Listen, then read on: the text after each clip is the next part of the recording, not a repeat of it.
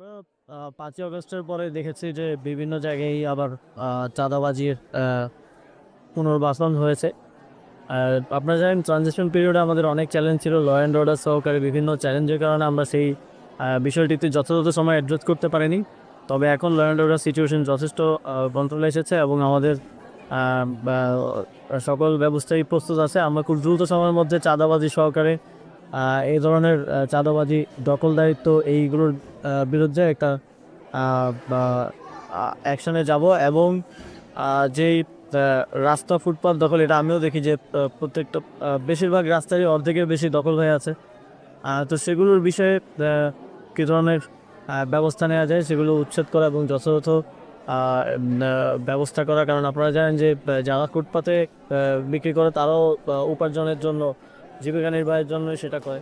তো তাদের জন্য কী ধরনের আসলে ব্যবস্থা নেওয়া যায় আর সেটা নিয়ে